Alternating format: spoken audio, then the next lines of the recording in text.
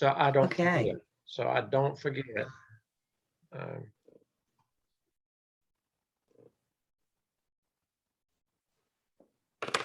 Okay, Sasha has her doctorate as well. Sasha, what is your doctorate in? Special education. It's my Okay. EDD. Okay, great.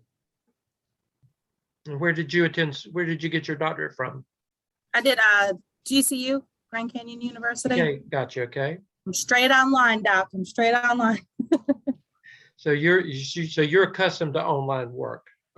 Yeah, the Blackboard is a little more trickier for me, I will Yeah, say. It's a little okay. more, yeah.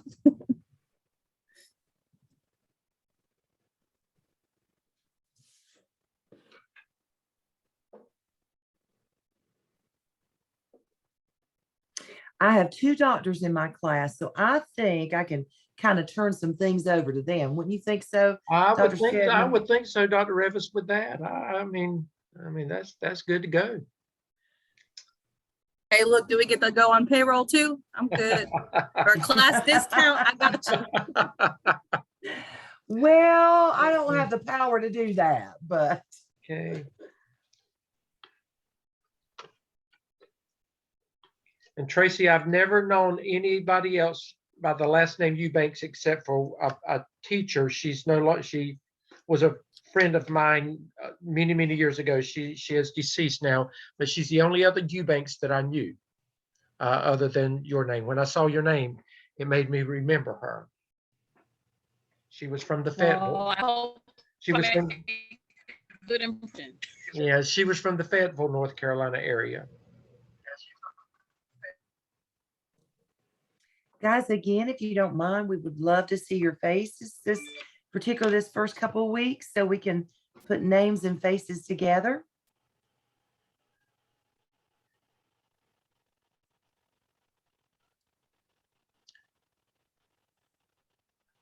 Sri, Hi, is Addie. that how you pronounce your name? Sri? That is correct. Sri? Yes, Sri Sankar, and Sri it's a, Sankar, okay. I have I just recently moved to North Carolina. I am from the New England region, and I have a master's degree from WGU in mathematics education. And I was, when I was in New Hampshire, I was an administrator for 5-6 years. I was an assistant principal, and I was a principal for a few years as well. I didn't need a license there, and I moved to North Carolina, and I back to teaching here. And for me to move ahead in a public school district as an administrator, I needed a principal license, and that is the reason why I enrolled in this program. Well, great. And having had that experience should help you a lot then. So, Yes, absolutely, absolutely, yeah. that's great. So I managed around 800 students in a K-8 school in New Hampshire. Okay, great. Yeah, it's a busy time here in the evening with my boys. So that's the reason why the video and the audio was turned off. It's not so much to, I have no problems, being online, but it's just way too noisy here. We certainly understand. It is not unusual for us to see little ones Little running one. in and out of the camera. Yes, yeah. And we like to meet some of them too, don't we, Dr. Stedman? We do. Yes, yes. Well, Dr. Revis, it's 5 after. Maybe others will join. I guess I'm so used to, we had so many students last semester, it's not going to be as many. So, but we're going to go ahead and get started. And others will join us, hopefully, in the next few minutes. We thank you for being here. And as Dr. Lamb said last evening, welcome to Gardner-Webb University. We are so grateful that you have chosen Gardner-Webb, and Dr. Revis and I both look so much forward to working with you this semester and getting you started. I will tell you, it's the program is by far, to me, and it's an exemplary program, very rigorous, as Dr. Lamb said, but I promise you, if you do what you're supposed to do at the end of this process, you will be ready to handle the role of an administrator. Dr. Revis? Well, I welcome you too. And I always love a beginning of a new semester. And I know I'm a teacher at heart. I've done a lot of other things, as you can read on my welcome page, but I love teaching. And I always think no matter what I've done in my educational career, I always believe I'm a teacher. So Dr. Stedman and I have been team teaching for several years, and we're almost like an old married couple. We can finish each other's sentences. So I just really enjoy partnering with him. He's got a wealth of information and knowledge, and he's taught in the Gardner Webb program longer than I have. And he has been my mentor as I have gotten acclimated to teaching for Gardner Webb. And again, welcome. It's going to be fun, and you're going to learn a lot. And not everybody likes to teach the introductory course 601, but I love teaching it because I see so much growth from you, taking you from being a classroom teacher and broadening your horizons, and being able to look at things holistically and from a school-wide perspective. And everything you do in Gardner Webb, I don't think it's busy work. They are very authentic tasks that we have you do for your assignments.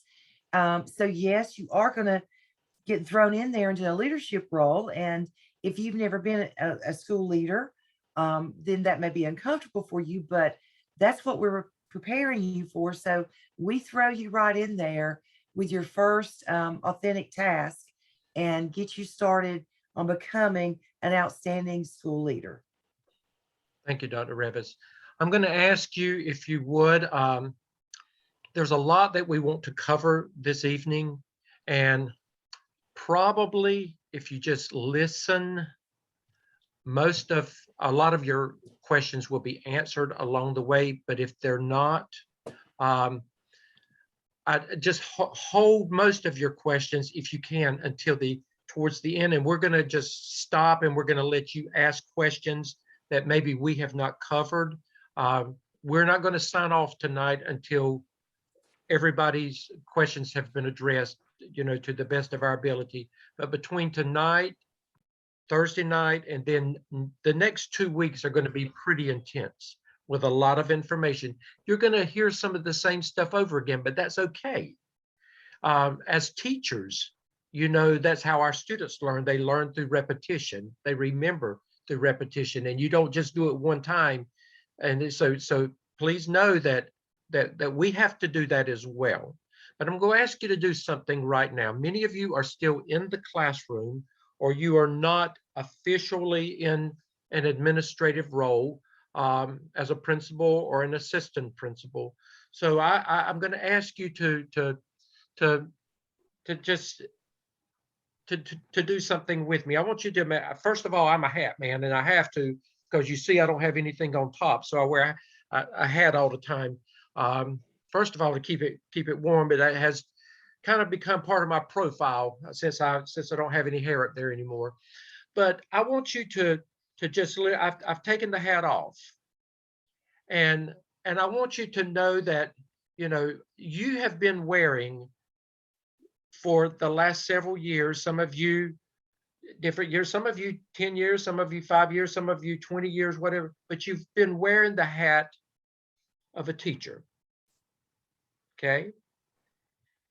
And you think like a teacher, you act like a teacher because you have been a teacher, you are a teacher.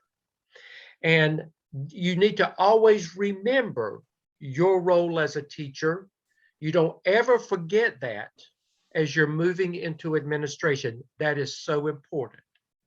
However, I want you to you've got to take the teacher hat off. And I should have had another hat here, and I didn't. But you got to take the teacher hat off, and you have got to literally put on a principal's hat. So from this day forward, by the power invested in Dr. Revis and me, you put your hat on and you think and you act like a principal. Now I'm going to tell you what's going to happen over the next few weeks. And some of you that have been in administrative roles, you already know what I'm talking about. But over the next few weeks, you're going, in the work and the leadership things that you're going to be doing, you're going to begin thinking about things differently. You're going to be seeing things differently. And I promise you, and we'll come back and we'll have this conversation again. I promise you in a few weeks, we can ask you and you'll say, you know, I now understand why my principal did what he or she did, or why they said what they did. You're going to be in meetings with teachers, professional learning PLCs and other meetings, and you're going to begin hearing teachers say things, and because of the new direction in your life now, you're going to say, I don't agree with them. You may not can say it to them yet. You've got to be careful, but you're going to start thinking it, right, Dr. Revis? You're going to be thinking Exactly differently. right. So, And I want to underscore what he said. Don't ever forget, no matter what you do, as you climb the educational ladder, don't ever forget what it's like to be a teacher. But that's so important. as you move into administration, you've got to learn to look at things from a big picture perspective. And you will do this. I promise you, by midterm of this course, you will be seeing things happen at your school through a different lens. You will. And I'm gonna challenge you now. I said it last night for those of you that were there. Over the next 2 or 3 weeks, first of all, many of you work full time. Many of you are parents with children. You've got a lot of other things. You've taken on a whole new job when you signed up for this class. So you've got to keep everything else going, and you've got to add another big something to your plate. You've got to figure that out, and it will all come together. It's gonna, for some of you, it's gonna become overwhelming over the next couple of weeks, and you're gonna think, how can I do this? And sometimes you're gonna say, I can't do this.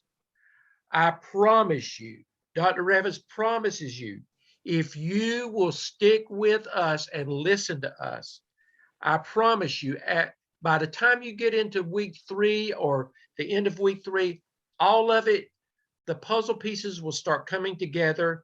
You will become acclimated to things. You will feel better, and you will, I promise you, you're going to say, Dr. Stebbins, you were right. So And we make a commitment to you that we're going to hang in there with you. mhm. There is no question that is unimportant. We will answer your questions. You can email us during the week. We will respond to you quickly. So we promise to be accessible to you. But I want you to make a promise to us, and that is this. Don't you dare drop this class without talking to us first, because we will support you and work with you and do whatever it takes to support you to get you through. Okay. Is that okay? I'll yeah, do it with us. Pinky promise. Everybody a pinky promise. Okay. That means that you're going to hang in there. We do not want, you wouldn't have signed up for this if you didn't want to go in a new direction in your educational life. You wouldn't have signed up for it. So again, as Dr. Revis and I said, we're committed to you, and we want you to make sure that if it gets to a place, we have taught many people off the ledge. We will talk, and I don't charge for those services. You know, that's for free. So just know that that's coming. Let's go ahead and move forward. We're going to cover a lot of stuff this evening. And again, some of it will be repeated on Thursday, but it will be in more detail on Thursday. And but we feel like that it's important. I'm going to share my screen. It's important. Let me find it first. There it is. Let me move this over. when you sign into Blackboard, you're going to see it's going to list your courses. Now you're going to see this is my, I've got several. I've collapsed some of them, but this is my class, the C2 class, and Dr. Revis's would be the C4 class. You're going to see two things. You're going to see your class, either with me or with Dr. Revis, or you're going to see this, and you're going to see this, something that says Executive Leader Internship. Don't worry about that. That don't even, you don't even have to do anything there. It's there because it has to be, and we'll talk about that at some point later, but you don't have to do anything with that. This is where you will go to your class in Blackboard and it will take you to the home screen. I hope that most of you, if not all of you, have already gone through this. Again, it just basically is a welcome from Dr. Revis and or me. It's a meet your instructor. This is me. Dr. Revis's is to meet her on her course page. You have your syllabus for the spring. These are the grade points, and this tells you what you've got to do to accumulate to get your grade. Now, don't be confused with this. When you get to 3,750 points, don't say, well, I've got my A and I can stop. It doesn't work that way. That means that the quality work will give you an A if you've got 3,750 points. But that means that you've done everything with fidelity, with integrity, academic excellence, and everything in there. So just know, just keep looking at your points. And I can promise you this: if you do what Dr. Revis and I tells you to do, then there's no reason for you not to get an A in the class.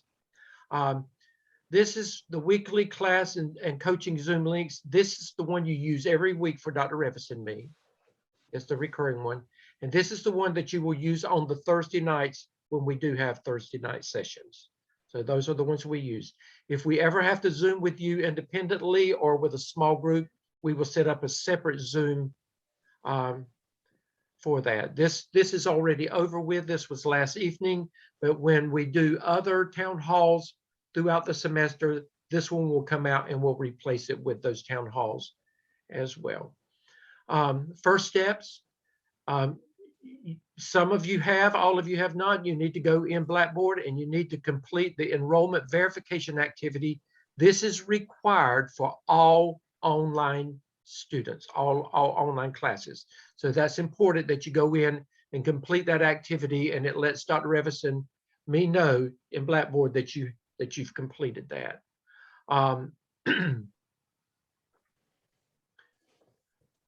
That's the steps for that. Next steps. I hope that if you have not gotten them already, I hope you've ordered your textbooks, that you've planned out your schedule, your calendar for weekly Zoom sessions, that you've already mapped that out. It's important that you show up face to face as much as possible. I promise you, the students that show up have a tendency to do much better than those that choose just to view the videos and not interact on a weekly basis. Schedule your calendar for the coaching sessions that we've already scheduled. Complete your Blackboard tutorial. Familiarize yourself with the course syllabus, schedules, and all assignments for pacing the semester, and read your entire MELS candidate handbook. And I'll show you, refer to where those are. These are the textbooks that you need. You can get them from the bookstore, or if you can get them from Amazon or somewhere else, we don't care. If you can get them less expensive somewhere else. However, with the APA 7th edition, just make sure that it is the 7th edition, and make sure that these books are the editions that we have here, if you do get them from somewhere other than the bookstore.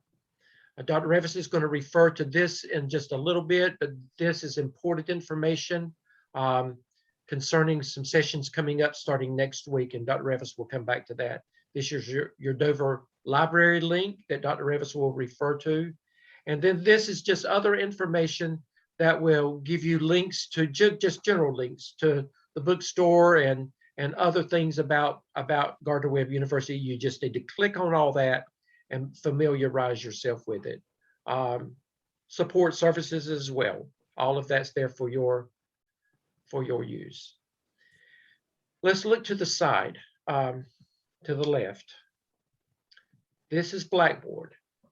If you click on this, this is a Christian community. This is a message from Dr. Tracy Jessup, who is the campus pastor. So I would ask you at some point to look at that. This will let you know all the support services that are available.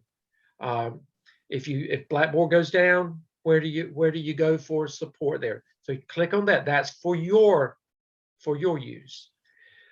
This is something Blackboard help. If you have a problem with Blackboard help, Blackboard, this tells you where you can go get some help with Blackboard. Then the handbooks, you just click on there and your handbooks are listed there. That's your scale handbook, the full 180 some page handbook or 100 and some page handbook.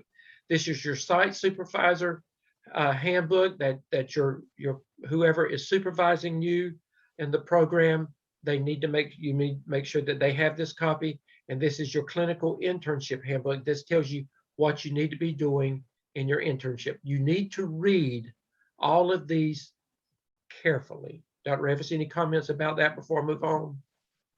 Right. And you're going to have somebody that's going to work with you specifically on your clinical piece. And we'll talk about that in just a minute. Okay. Okay, again, these are the handbooks. Again, you'll find things in more than one place sometime, but take that out. These are going to be your handbooks again, but it's going to have some additional resources for you as well. You will find your handbooks, and then these are things that Dr. Lamb's going to be talking about over the next few weeks, how to set up your competency folio, examples of all that. But just become familiar with this and know that we will be coming back to all of this, not tonight, but I just want you to be familiar with what is there. The next part, many of you have already gone in and discovered you're going to be a part of that's a Zoom tutorial. And all of you are, over the last 2 years, you should know what Zoom is if you don't know anything else. But this is a Zoom tutorial, and all of you have been assigned to a Zoom team. This is my class, my 602 class. These are the Zoom teams. You will be with these teams this semester, and you will be with them over the next 2 semesters after this. Pretty much these you establish yourself with your teams, and the only time we change the teams is if for some reason, let's say that, and this is not going to happen, but let's say for instance you've got Julie, Jacqueline, Jenna, and Shania, I think Shania in this group. Let's say for instance, and she better not, let's say Shania dropped out. That would leave 3. Well, we could continue with 3 in a group. But let's say Jenna decided she could not do it anymore, and it just left Julie and Jacqueline. Well, that means that we would have to reassign Julie and Jacqueline to one of these groups because it would not, 2 in a group would not work. We don't really like 3, but we will allow 3. But these are the teams that you're going to be working with over this semester. You'll become like best friends. I can promise you will establish new relationships that will last for a lifetime after this program based on your work in the Zoom teams. This is your first assignment. When you go there, many of you have seen it already, but some of you have not gone in here and found this yet. You are to upload your contact information here for your team members. When you click on here, it will allow you to write that information that you see here in here and submit it. It goes into Blackboard, but it goes to your team members can see it as well. And it just introduces your team to you. And then it lets Dr. Revis and me know too, that you are in Blackboard and that you are able to maneuver in there. So please, after tonight, go ahead and take care of that if you haven't taken care of that. And Dr. Seven, I just want to reemphasize that we will only communicate with you through the Gardner Webb email. So make sure that when you put your email address up there, make sure that you do list your Gardner Webb email, and you can include another one if you like for your team members or whatever, but we will only communicate with you through Gardner Webb. And it's important, we say optional, but please put a phone number where we can reach you. If there's a problem and we don't, Dr. Revis and I go to this, and I can go, if I need to call Tracy about something, then I can go here and I can look up what Tracy has submitted, and I can call Tracy, and if she's at work, I can say, when you get a chance, this is Dr. Stebbin, call me back at so-and-so if we need to. So that's important. We go back and we refer to this during the semester if we need to. So please do that. And then again, this is your syllabus all over again. It's in more than one place. Then you'll see your weekly class schedule.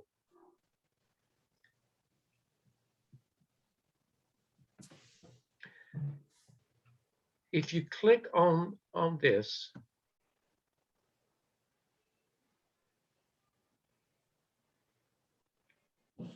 it'll show up in a second. It's slow.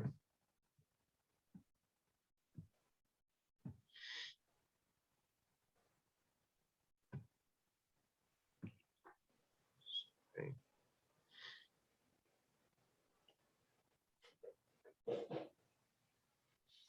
And this is something that I would suggest bookmarking or even printing off, because this is something that's going to help you plan your workload.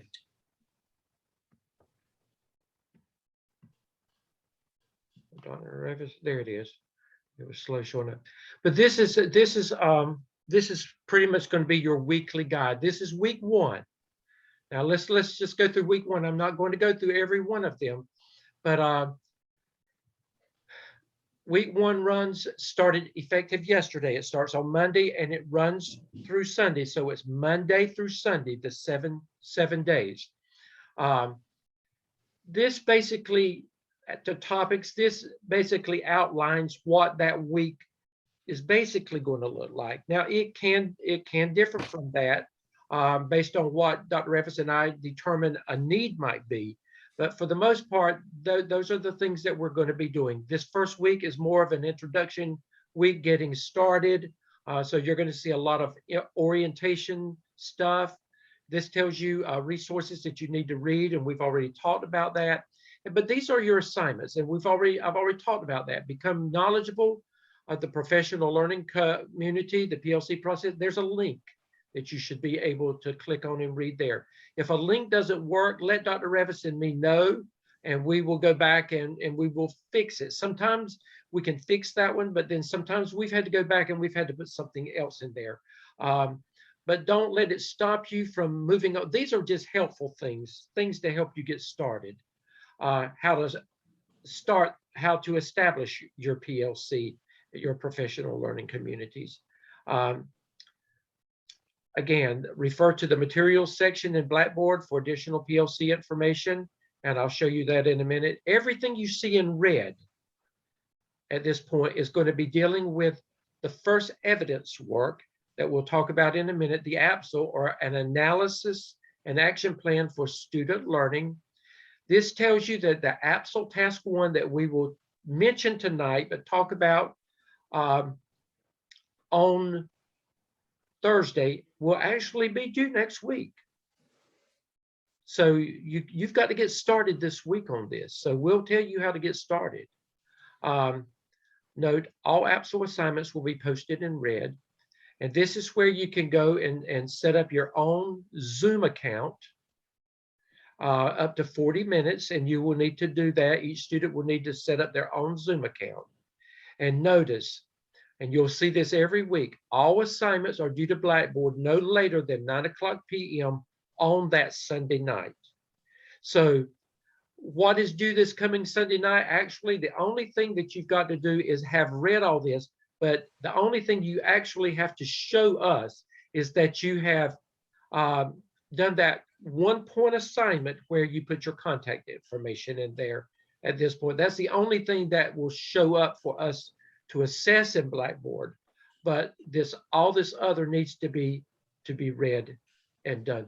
And it's going to be the same process every week, week 2, all the way through the end, until you get down to about week 8. And that's when the APSL will be over with. And in week 8, we start the APTEL, or the Analysis and Action Plan for Teacher Empowerment and Leadership. And all of that will be in green. The APSL is in red. What? The APTEL Evidence 2 will be in green. Dr. Revis, any comments about that at this point? I just want to underscore, even though you don't have a task that's due this Sunday evening, you've got to get started. And we will talk with you tonight about how you get started with that task 1 of the APSL. So you're not going to turn any written work in Dr. until the Revis, end I'm of going week to 2. mute and then unmute yourself again. Sorry. Okay, I'm sorry. That's okay. You I don't go know how ahead. much you heard and how much you didn't, but even though you don't have any written work to turn in at the end of this week, you must go ahead and get started and do some preliminary things to get you started so that you won't be behind right out of the gate. But we will help you get started. Yeah, we're going to talk about that tonight and Thursday to get you started. And if I could say, while we're talking in class, I promise you, I don't check the chat box, okay? So you can write in it and then we'll look at it later, but I don't check it because I'm not good at thinking and talking and answering that chat at the same time. But we will make sure your questions are answered before we leave you. Right. And then this is your weekly Zoom, that's your weekly class schedule. This is your weekly Zoom schedule. You need to click on every one of these areas and become familiar with it. And again, this is the same information you saw. This is your recurring links. It's just, I told you things would be in different places. It's just, it's the same information I showed you on your homepage.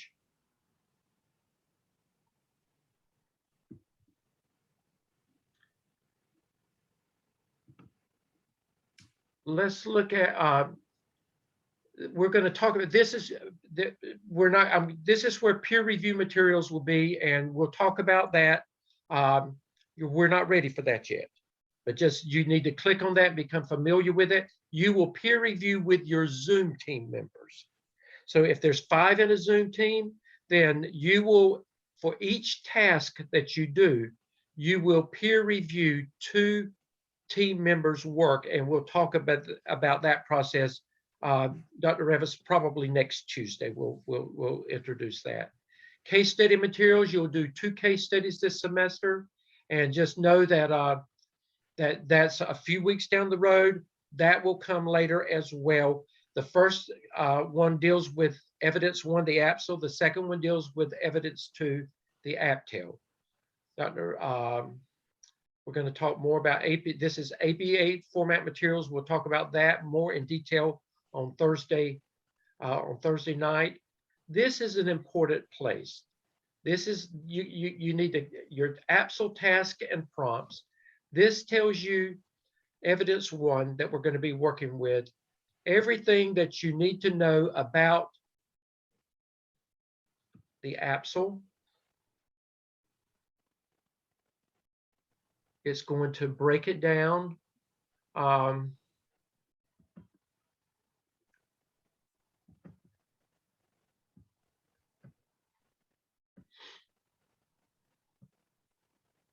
Excuse me. I'm sorry, this is so slow. But this actually shows you everything that you need to know about the app. So Dr. Revis, would you like to just mention this, just an overview of this? Right. I like to think of the APSL as being at like a school improvement project where you are identifying an academic need in your school. You're doing some research about best practices to address that need. And then you are going to build a mini school improvement plan, or we call it an action plan to address that need. And then, of course, you're going to share that with your administrative team. So what this project is, if you will, is an authentic task getting you used to what it looks like if you were a principal and you were building and leading your school through a school improvement plan. But we are going to go take you through it one task at a time. And the first task, we're going to be doing some research about PLCs. And you're going to have to organize a new PLC within your school. And I know many of you are thinking, oh no, we've already got PLCs. Well, it's very important that for the purposes of this project, that you are leading and facilitating that PLC. So you ask permission to start a new PLC within your school. And what we're looking at is a PLC around an academic need. You're not looking at attendance. You're not looking at student discipline. You are examining your school report card data, your student learning data, state assessments, state performance and growth assessments is what you're going to look at. So we'll talk more about that and get you started on that tonight. But that's the first thing you do. It's kind of like an organization. You're doing a little bit of research about what is a PLC. We talk about PLCs all the time. Yeah, we have all these PLCs. But when you really delve into what is a PLC and what it's not, you're going to be surprised that many times what we talk about being a PLC is truly not a PLC. A PLC has to be focused on student learning. So we'll do that. And then we will take you through step by step each task every week. Okay, but this section this fully explains what the APSL is all about and what it takes to get accomplished work. So you need to become familiar with this is the section that is going to be very, very, very, very important. You're going to camp out in this section where it says APSL, template, and materials. This is where we give you everything that you need to be able to get started and to be successful with your work with the APSL. So let's look there. This is to me, this is the most important section that we'll talk about tonight. Now I want you to look. There's an APSL template, and I'm going to pull that up in a minute. The APSL template, I just want you to see what's in this section. The APSL template. This is what you will actually use. This is the roadmap that you will use to complete all the work that you're going to be doing for Evidence One, the APSL. You will not deviate from this template, and I'm going to pull that up in a minute. This is the next thing. This is almost like your Bible. The APSL helpful hints, and I'm going to show you that document in a minute. You need to download this, put it beside you. You need to sleep with it, take it around with you. All of this is going to be, that's going to guide step by step everything that you're going to be doing for the APSL. And I'm going to show you how important. Now we give you lots and lots and lots and lots of stuff this first semester. You won't get it next semester. We start cutting the apron string after this semester. So you're getting a lot this time. We build a strong foundation for you. And then guess what?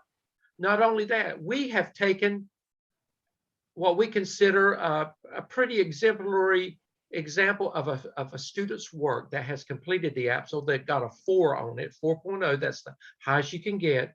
And we've actually put it in there for you to see what they did. So you have a model to go by. You can't get much better than that. So this is what I want to do. You see where you find it. Now, what I want to do is I want to pull those documents up. Dr. Revis, let's look at this is the template. I want to just scan through that first. And then this tells you, starting with evidence 1, the analysis and action plan for student learning, APSL. This is the first thing you're going to do. This is page 1. What does it say right here? Your name here. So guess what? Dr. Revis would put Kathy Revis. And guess what? That's all you do to that page. That's it. The rest of it stays the same. You don't do another thing on that page. It stays the same, except you will take this information out after you've read it. Do you see what it says here? Highlighted areas. And you see the yellow. If you see something on your template that is highlighted in yellow, guess what you're supposed to do? You're supposed to write something. That's where you do narrative work. You write something there. If it's highlighted in yellow, you have to do your narrative work there. If it's in red, that means that we've given you some information that you need to consider writing in there where the yellow is. Now, once you look at that and you write your narrative work and you add that stuff, guess what you're going to do with that red and yellow? You're going to take it out. You're going to take it out. There shouldn't be any yellow showing, and there shouldn't be any red showing after that, because you will have written in the yellow and you will have included the red that you needed to, and that goes away. That's just to help you. Now, if it's in black already, you see all this black right here, and you see all this black right here, guess what? You don't touch it. It stays the same. So you see what, look at there. It says, what does it say? School profile. It's highlighted in yellow. So what are you supposed to do? You're supposed to write about your school, right? So Dr. Revis, tell them very briefly what they need to do there. Okay, in your school profile, you are just describing your school. You want to talk about the type of students you serve, the type of staff you have, you know, those who hold advanced degrees, etc. You're going to talk about the community. What are some of the community characteristics? We do want to know about your student performance data. You know, were you a high performing school? Did you meet growth? What are some of your data sets look like for your student learning? You're going to describe your school to the reader so that I can understand and your evaluator can understand and really get a picture of your school. Okay? You're telling the story of your school. You're basically telling the story. Now, there could be some historical values around your school. It could be, and I'm looking at Tracy again, I'm picking on Tracy. It could be Eubanks Elementary School, and it could have been named after her great-great-grandfather. And, you know, there's some history behind that. So why is it Eubanks Elementary School? What did he do for that school to be named after him? Those kinds of things. There's some history behind schools, and we love to see that in your school profile if it's there. What are some of the unique things about your school? And then notice again, we're going into task 1. And this is task 1 of the APTEL. And notice there is a description. That you write this. This is going to be in your template. You're going to write this. You will turn this part in with the work that you do. You're going to have a heading for this one, school profile, but it's not going to be yellow heading, and it's going to be written just like you see it there. And then underneath that, you're going to have your school profile. Then you're going to go to task 1. And I want to go to Dr. Revis. I'm going to go to the helpful hints. I'm going to just show, this is the format that you follow though. Now And notice, that's the format. Yeah, that's the yeah, format. this is you're the gonna put format your that you work follow, into. but we want to go to our helpful hints section because that's going to help more. But notice again, the black, notice what you got here. This is prompt 1. You got 2 prompts with task 1. You've got to do 2 things, and we're going to talk about that in a minute. But I want you to notice, you see that yellow heading, PLC research, you're going to write something there. You see the red, that tells you stuff that you got to put in there. You see that heading, PLC selection, you're going to write something there, but the red tells you, it gives you hints of what needs to go there. Then this is going to be your PLC meeting. Actually, what happened when you have your PLC meeting? Then you go to task 2. Remember, if it's black, it stays. If it's highlighted in yellow, that means you're going to write something. And if it's in red, those are helpful hints that you need to make sure that you have embedded or included in your work. The template is laid out for you all the way through task 1 through 5 of the app. And we'll break that down step by step throughout the next few weeks, but we're going to go into more detail with it on Thursday night during our coaching session.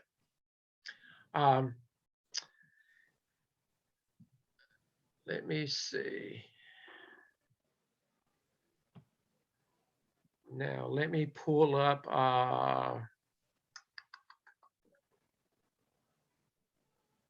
Helpful hints. helpful hints. There it is. Okay.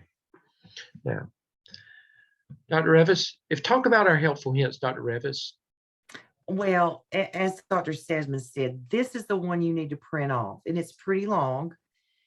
But this is going to be, I kind of like to think of this as your roadmap. You call it your Bible, either one. Bible is my roadmap too. But this gives you step-by-step instructions, and we embed an example. So tells you what to do prior to beginning your work on the app. So you should have a conversation with your principal. Always have conversations with your principal about what you're getting ready to do and about your authentic work that you're going to be doing in the school. You are asking permission to formulate a PLC of your peers. And it needs to be something new. If your principal is reluctant to give you the go ahead to conduct a new PLC, then you need to talk to us. You need to call us or talk to us about it. And remember, you want to put that request in writing to that principal. After you discuss it with them, put it in writing, because what you're doing is you're building and archiving some artifacts that you will need to include in your work. And that probably will just be an email. Mm-hmm. An email, and but that does become an artifact, and you've got to have proof that you've asked permission to. You're going to talk to them first, but the email is going to be your proof, your evidence that you have asked permission and that they have affirmatively responded, yes, you can do the PLC. Now, note, this is the mid-semester. You pretty much know, they know now where the danger zones are. And we know that in most of the schools, we know that literacy could be a problem for everybody. But it could be that if you're in an elementary school, that 3rd grade is really, they're just bombing out on everything. So the focus could be just on 3rd grade literacy. It could be a subgroup of anybody that they allow you to work with, but your leadership should impact overall student achievement in some way. It must be measured by some type of test score. So that means that don't come up here and say, well, I want to do, I want attendance is a problem. You can't do your PLC on attendance. Discipline is a problem. You cannot do your PLC on discipline. Those are not things that can be measured by a test score. So you must be able to measure the work that you do in your PLC by some type of test score. And for most of us, it's going to be the EOG or the EOC. I mean, for the most part, that's what it's going to be. Look at this. Now, this is where you get started. Again, this is where we talked about using the template. Your first page, your name here. This is all you do to that page. Then Dr. Revis has already told you the next thing you do is your school profile. So guess what? You don't have to turn it in this week, but guess what you need to go ahead and do this week? You need to do your school profile. Guess what else you need to do? You need to go to your principal and you need to say, they already know you're enrolled in Gardner-Webb's program. They've agreed to allow you to do your internship under them. My first responsibility is that I am required to lead a new PLC. I need your permission. And then what would you like for me to look at now? They're going to guide you in the process. You're going to do something in the APSO when you get to APSO Task 2 that's actually that could help guide that decision. But it's ultimately going to be what your principal wants you to do, okay? But your first responsibility is you've got to ask permission to do the PLC. Then Dr. Revis, talk to them about forming their PLC. Well, if I were an elementary teacher, and let's say I'll maybe a first grade teacher, many elementaries, not all, have common planning. So I would probably ask permission from my principal to look at conducting a first grade PLC and really diving into my literacy data, growth and performance data. Let's say I am a 9th grade Math 1 teacher. Then I'm probably going to go to my principal and say, can I start a PLC around Math 1, where I can really dive into those testing data, that assessment data that I have, and it's going to be meaningful and beneficial to me as a teacher and to my other teachers. So let's say I'm a school counselor. Well, you don't teach in a tested area. That's okay. Go to your principal and talk about, what are some areas of concern that he or she may have? And it could be it's 3rd grade reading scores that are bombing out every time. Or I could be a band teacher. I don't teach any tested areas. What do I do? Well, roll your sleeves up and talk to your principal about places, areas that he or she wants you to really delve and dive into data. You may not be familiar with data if you're a band teacher or an art teacher. That's okay. Some of our strongest administrators that I've worked with come from those areas, but you can't be afraid of data. You got to learn it. If you're going to be a principal, 21st century leader, you've got to become comfortable with student performance and student growth data. That's what we live and die by. So don't let that intimidate you. Use it as a learning experience. Okay. And remember, you've got that APSO example that's completed with APA that you can follow to a T. Now, again, we're just hitting the tip of the iceberg tonight. We'll continue next Tuesday on going into some of these areas. There's nothing that you're going to be submitting for in the APSO at this point, so I'm not going to spend the time spend the time with that. But they could be working on their school profile. That's, yes, that's what they're going to be doing. Let me, Work on your school profile, knock that out of the way, let me stop the sharing. Dr. Revis. and talking to your principal about that new PLC and where he or she wants you to start looking and delving into. I would advise you, now I've basically, I've just gone into Blackboard and I've shown you, you need to take the time sooner than later this week and go through each one of those areas and become very, very familiar with them. Blackboards, it can be intimidating, but once you go through all of that, you have control of what's there. With the Absol Helpful Hints section, if you'll go in there, you'll find lots of stuff that we've already embedded in there that will help you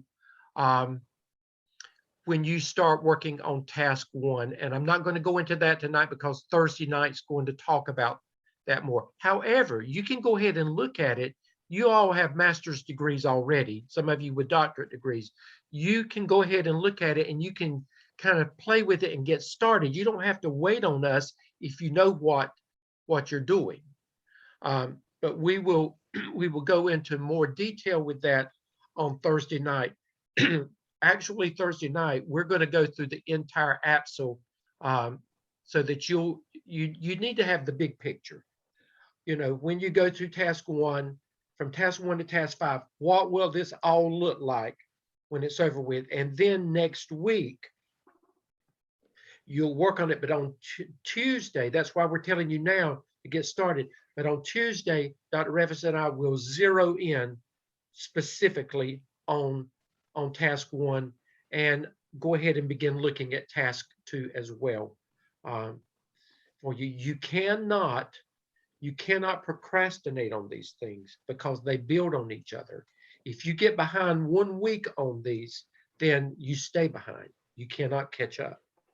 So it's important that you keep up on a weekly basis and you go ahead and map out. Meeting with your PLCs, you've got to figure out, when can I meet with them? Now, some of you are dealing with, you may have to do some of it virtually.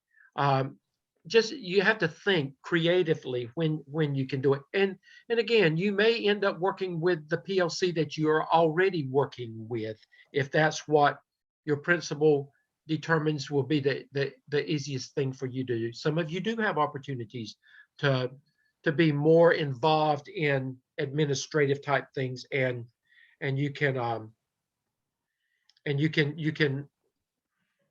have more flexibility with your schedule to do some things than others. But you must lead. You must show evidence of leading the PLC. You have to be the leader. I led. I did this. You will put it in the first person. You will talk about you doing this with the PLC, and you'll get input from them. But you've got to always show that you are the leader in this whole process. Dr. Revis? I'm going to share my screen and let's cycle back if you don't mind. Okay. I would like to, I don't even know what this is. I want to go back to our homepage and let me remind you about your library sessions. And they're found at the bottom of the homepage.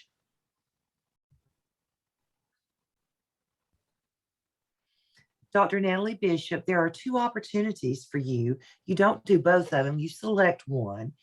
The first one is January the 18th, which is next Tuesday at 6 p.m.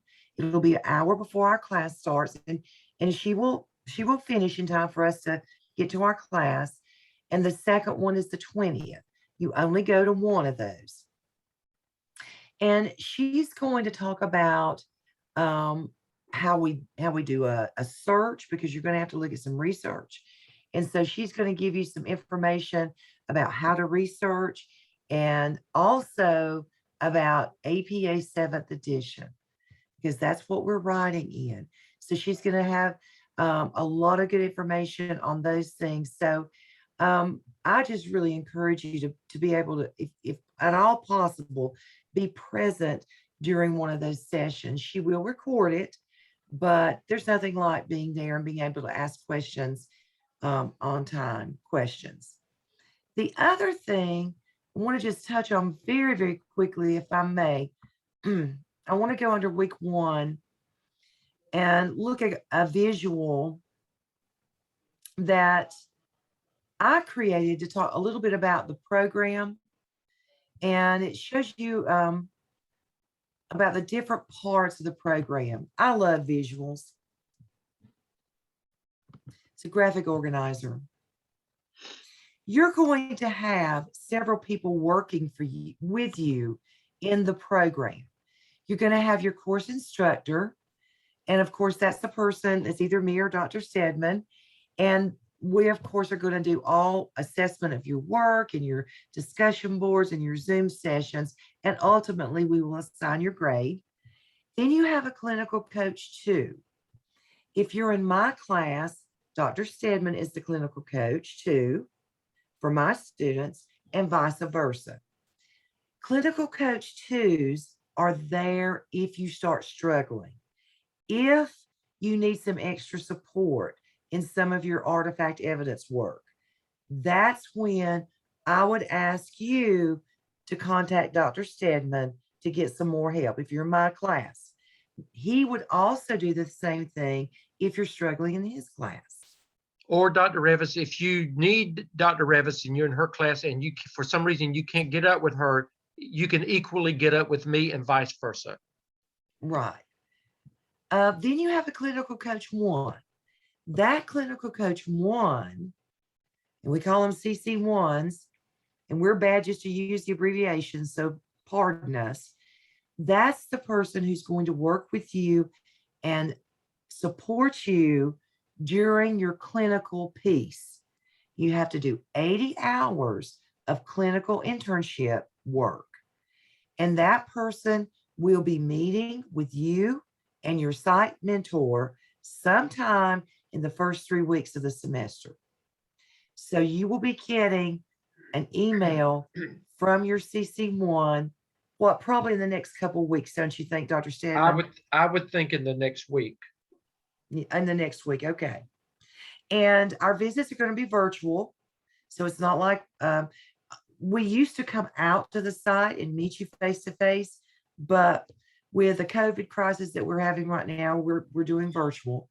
But we will set those up and we will talk with you specifically about your clinical internship hours. And then you have a task stream evaluator, and that's a blind evaluator. They don't really work with you, but they will score your work in the end. And if for some reason you don't come up to that standard, then we'll work with you till you get back to that standard, up to that standard. So you've got 3 people here who are going to be interacting with you throughout your course, throughout your 3 semesters, and your evaluator is a blind evaluator. You won't ever meet them, but they will be there scoring your work and giving you feedback.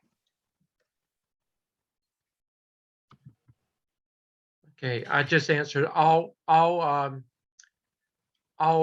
correspondence will go to you through Gardner Web email only. That's the only email that we'll be using for you. And I think there's some directions on that homepage about how to link your Gardner Web email to your personal device, your phone or whatever, or pull it into your own email. But yeah, we're discouraged from answering any email outside of Gardner Web. Right. Just somebody asked the question about the school profile. Again, there's no, you're going to create that based on, everybody's just going to be different. You're going to find information and you're going to write the story about your school. Let me pull this up again before we close out. And let me show you something that will help you. Again, go to the example that here it is. Let me scroll down and show you. This is Jane Doe. This is her school profile. She's taught about her school. Her school, Blank Elementary, is geographically located in the central attendance area of the city, which is in eastern North Carolina, and operates in an urban, blah, blah, blah, 37,000 residents. This school was constructed in a municipal area within such a county, which is included in the aggregated countywide. It's just telling some demographic information about the county. You can get that. You can go to, I mean, that's public information. You can research that on a website. Then it tells about the school. It's a traditional public middle school that houses 6th through 8th grades. School is physically located less than 2 miles from the rear access gate of an Air Force base. Individuals that reside in this school, blah, blah, blah. And it just goes on and tells the story about, you know, just, and then some bulleted, don't overdo bullets, but then sometimes you can use them. And it's just some little pertinent information about your school. It says it has about 379 students. That's important to know because that lets us know that it's a small rural school. But then if you put that it's got 2,400 students, we know that it's a large, you know, a large school. So that makes a big difference. So again, you're just telling the story about your school, whatever it is you want us to know about your school. So there's really not anything you have to ask. You know, you've got access. Your school webpage will probably have a lot of that information on it already. If you've gone through accreditation of any kind, then it's in your it's going to be in whatever it would be in the information that you submitted for accreditation as well, your school submitted. So, I mean, it's in your school improvement plan. You know, you've got to tell about your school, the history of your school there. So, And your school report cards. your school report cards, yes. You can pull a lot of data out of that. But let me stop sharing again. But again, we know that this is a lot of stuff to start with, and we knew that. We've only talked about some things, but it's enough to get you acclimated and to get you started in the right direction. And again, remember, you can't eat the whole elephant. You can only eat them a bite at a time. So, you know, don't look at the whole elephant and say, you know, I can't eat that. Just take the chunk at a time, the bite at a time, and that's what we've given you tonight, and that's what we'll give you Thursday. And then after a while, you'll say, wow, that was a good elephant. You know, you will have eaten the whole elephant. So, you know, but we've talked a lot, and I know it's after 8, but we're going to stay here, and we're going to answer questions. You can unmute yourself, and you can ask Dr. Revis and me anything at this point. Knowing that we're going to continue this journey on Thursday, and you'll get a lot of stuff Thursday. You'll hear from all of us on Thursday night with some specifics, and it'll all start coming together. We've got a few questions in the chat box while Okay. you're thinking of any questions. One question about textbooks not being shipped until next week. You're going to be okay. Don't worry about that. Another question, I was not able to make the town hall meeting. There was something that went wrong with the recording, but don't worry. If you're attending tonight and Thursday night, I think you're going to be fine. You will be fine. And that won't be held against you either, because you weren't there. Eric is asking, the APSL will be completed in week 8. Well, yes, but remember that's 5 different tasks. So it's a lot of work. But you will complete it incrementally along the way. So, you know, you won't go to task 2 until we have cleared task 1 and it's in Blackboard and the grade is there. Then we tell you go on to task 2. And we guide that process. So by the end of week 3, you will begin, by the end of week 2, you will submit a task for our review and peer review. But by the end of week 3, you will be submitting task 1 for our evaluation, and you will be submitting task 2 for our review at the same time. So from that point on, and then when you get to week 4, it'll be the same thing. You'll be submitting task 2 for our evaluation and task 3 for our review. You see how the process works? By the time we get to week 3, there'll always be 2 tasks, 1 for review and 1 for evaluation until we get through with it. And then we give you 1 week's rest and we start all over again with the APTEL. We let you just breathe one little bit. Move on. I've got a question in the chat box. If there's someone else in this cohort that works at the same school, can we work on the PLC together? No, Or do we need to each do our own? you have to do a different PLC. You have to lead your own PLC. And one of the things that you, now what I would advise you to do, you need to collaborate. And when you're having to ask for information and you're having to ask for things, then you can, 2 people don't need to be going to at 2 different times to ask for this. You're going to have to get the same information. So I would collaborate with that person and I'd say, you take care of this, I'll take care of this, and then bring it to each other. But this is an opportunity for, if literacy is a problem, this is an opportunity for somebody to work with one area of literacy, one target group, and then somebody else to work in another, or it could be somebody working in literacy, somebody working in math. It could, it's just an opportunity to really be able to get a lot done in a short period of time to help move the needle with student growth. But it must show your leadership, not co-leadership, your leadership.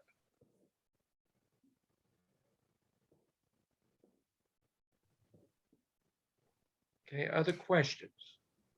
Mary's asking a question about you not seeing your name on a Zoom team.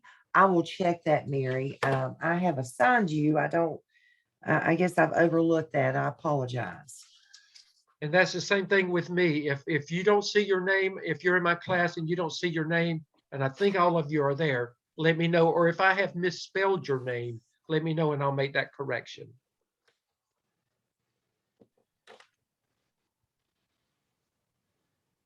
Okay, anybody want to raise your hand and ask questions? That's fine. You can unmute yourself and do that.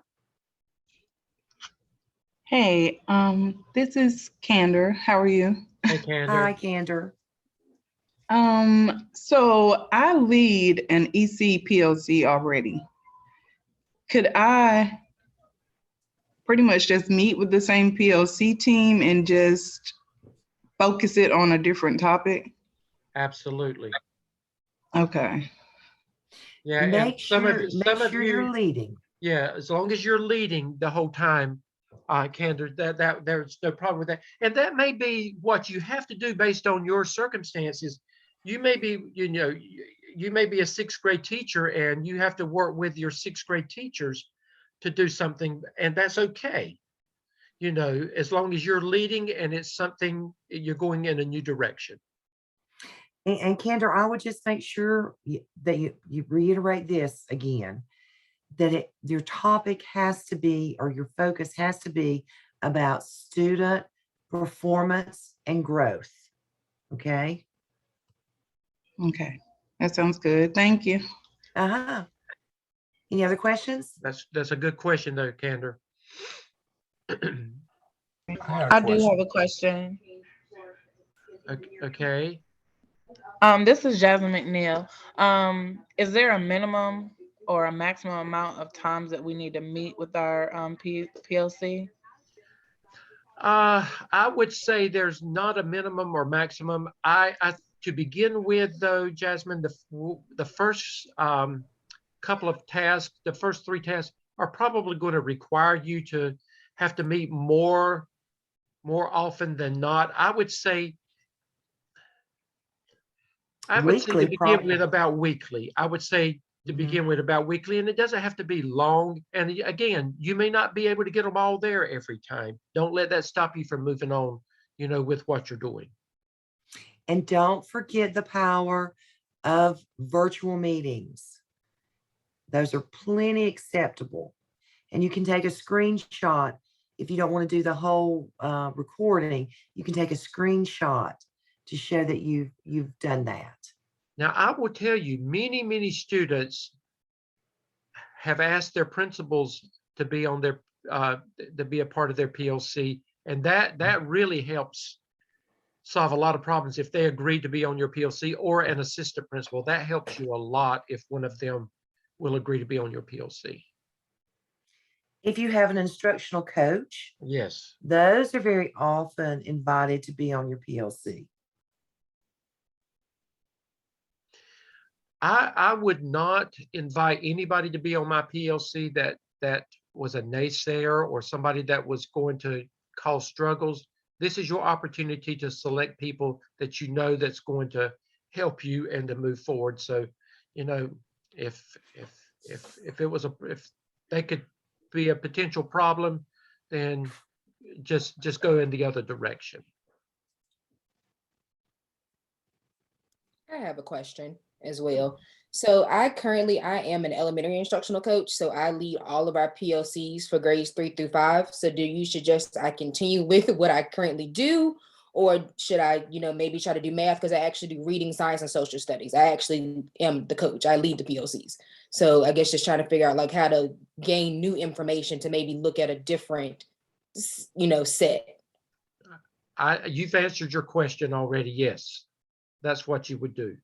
And I guess that was my question, because I'm a coach, but the other coach does the math PLC. So not quite sure how I would navigate that, because that's actually her job. And, my job, so kind of don't know how to navigate that part.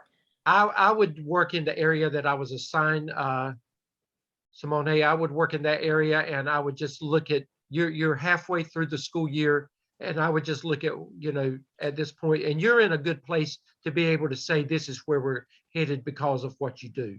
And I would focus on an area that is going to be a weakness before testing. Okay, sounds good. Perfect.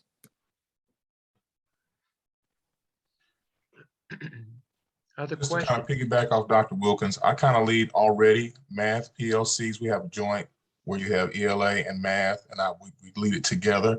If I took the math in a new direction, even though it's kind of a joint PLC, I lead my portion of it. Is that satisfactory as well? I would say absolutely. And what area of Yes. math? And I would focus on, are you looking at school-wide math? Are you looking at a grade of math? Are you looking at a subgroup of students? Subgroup 3rd grade math.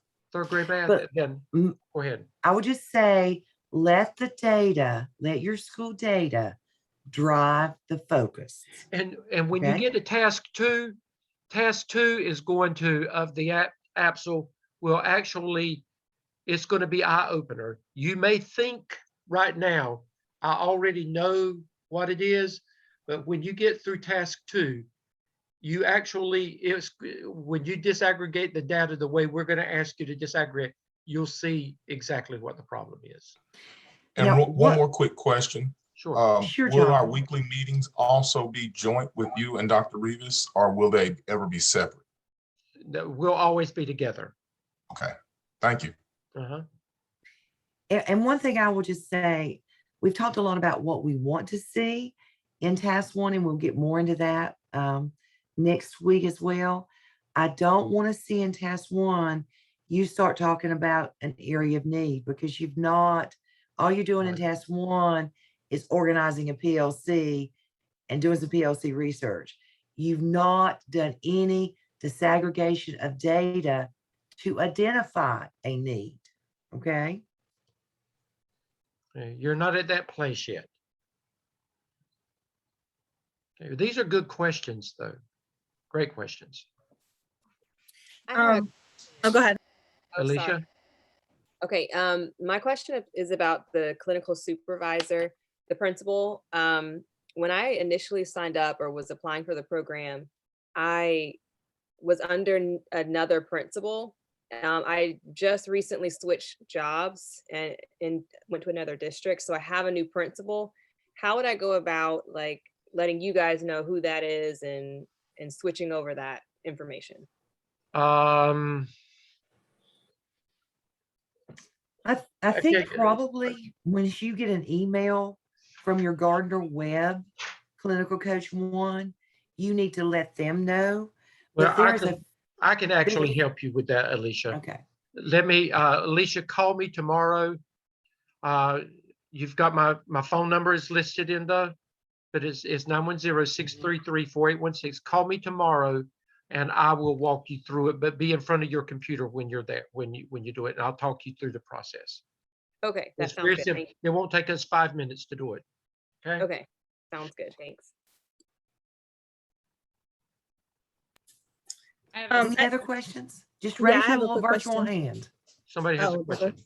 Okay, yeah, that's fine. Go ahead, Sasha. Okay. So I'm working at my school district's virtual school and it just started this year.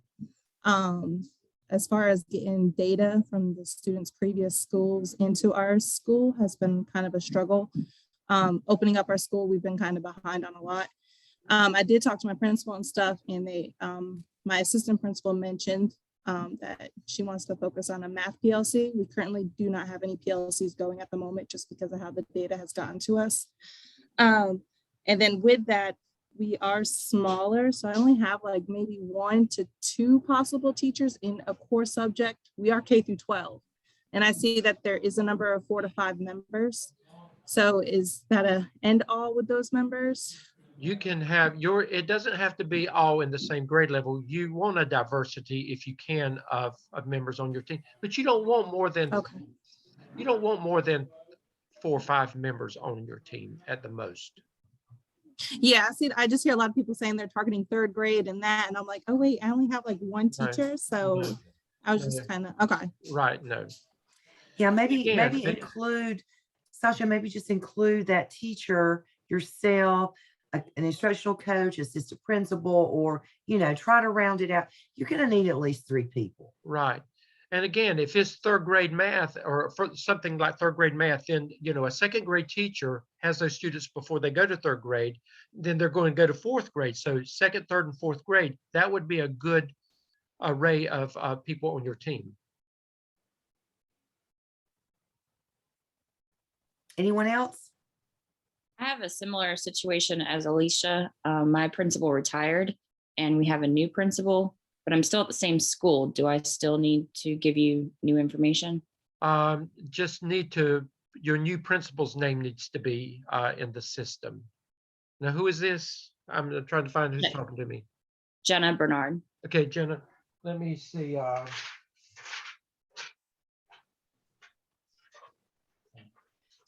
And Dr. Stedman's your Call me instructor, correct? too, Jenna.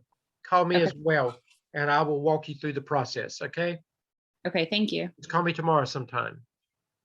Dr. Stedman, would you please mind repeating your phone number here so we can write this down? Okay, 910-633-4816. And Dr. Ravis, would you like to give yours? Yes, 828-674-9981. Okay, thank you. Well, because I'm on the same boat and I have a new interim principal and a new interim assistant principal, and I don't know what's going to happen. So, well, the other question I had was regarding the PLCs. I teach both Math 8 and Math 1 courses for middle school students. And for Math 8, there are 2 teachers, including myself, because there are only 6 Math 8 courses that we are teaching currently at the middle school, and there is an instructional coach. And for my Math 1 class, there are only 2 teachers, including myself, and we don't have an instructional coach who runs the PLC. So would it be okay if I run the Math 1 PLC with the other teacher, but it would be just only the 2 of us, but we would be looking at 5 different classes between the 2 of us teaching Math 1. You're going to have more than 2 people on your to have a PLC. You're going to need at least 3 people for an effective PLC. So 2 people would not count as a PLC. Then I'm not sure, because that won't be, I mean, I'd be running a PLC for the classes that I won't be teaching, and I don't know if I would. You might want to think about asking your coach, even though she's not a coach for Math 1, if she's a math coach, Yeah. it certainly may be eye-opening to her to understand how that 7th, 8th grade, 6th, 7th, and 8th grade math supports those skills that the students need in order to be successful in Math 1. So I would definitely ask my instructional coach. To join one of the other PLCs, the Math 6 and the Math 7 PLCs. Okay. Well, if it happens during the time I'm teaching, I'm not fully sure how that's, but I will keep in touch. Okay. Yeah. Okay, other questions? I had a question about the workshop. So my district is really pushing the workshop model, especially for math and ELA. So could I do my PLC centered around the workshop model to increase, student achievement? Would that be? No, but I'll say no, but you create your PLC around an academic need. It would either, it needs to be focused on an area of student performance or growth. All right. So once you look at your data and examine your data in task 2, then you're going to be able to identify some gaps in that data. Now, it may very well be, but you have to identify the gap, and that's where you focus. The workshop model may be an intervention that you want to look at. But that's not your PLC focus. Your PLC focus is about the area of student learning, academic achievement that you want to intensely focus and zero in on to improve. Okay. When you do your action plan in task 3, task 4, when you get to your action plan, then that would actually serve as one of the strategies that you would be using. Yeah, it's a strategy, Okay. but it's not your PLC focus. Yeah, but there's a place for it. So if I look at the data and see that my 8th grade math students or 8th grade math students across the board are weak in just elementary math skills, their multiplication tables or their division facts. That's something that I would say, okay, this is where we're struggling. And then I would create a plan based on that. Yes, exactly. You'll do research on different programs, interventions, and strategies that have proven to be effective with meeting that need. And Okay. that'll be much more understandable when you get to task 2, Addie. Okay. Thank you.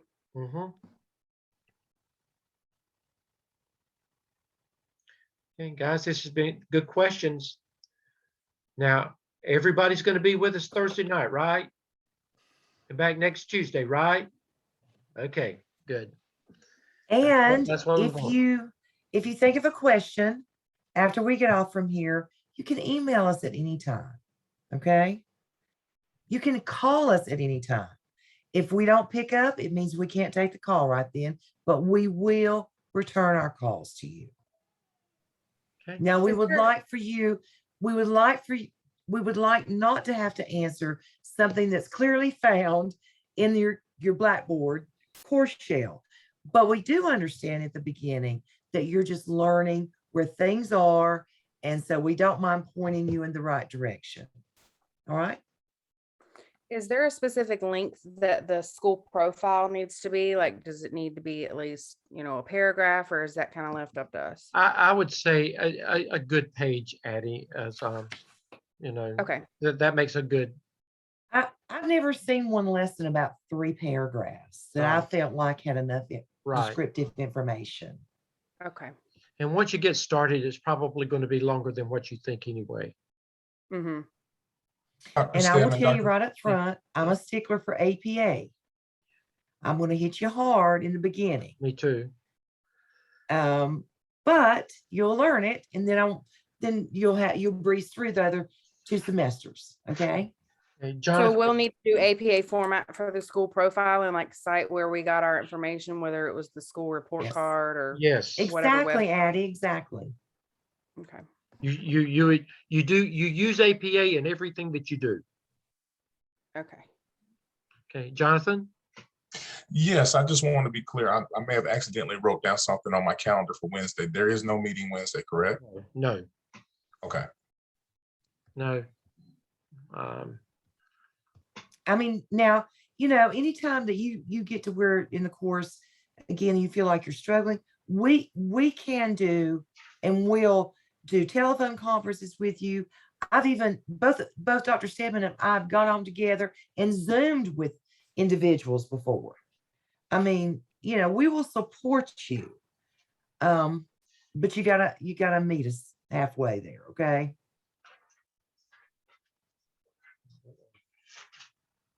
Guys, you're going to do a great job. Got some really good questions. We've given you a lot of information you need to process. Okay. So just think back about what you need to do and start making you that to-do list. And I never like to be one to say how much time you should spend on your coursework a week, but you need to be thinking about how you're going to carve out 10 to 15 hours a week, honestly, between, meeting with your PLC, preparing to meet with your PLC, and doing your writing. You need to start thinking about how you're going to carve that time out. It's all about prioritizing your time. And unfortunately, none of us can manufacture time. We just have to figure it out, and you will. If you get frustrated, call us. All right. Okay. Good night, everybody, and we will see you on Thursday evening, okay? And Good again, night. it won't night, after thank the you. first 4 weeks, we'll give you a break for on Thursday nights, but the first 4 weeks, it'll be every Thursday night, okay? Okay, good night, Thank everybody. you. Okay, Good bye-bye. night. Good night. Bye.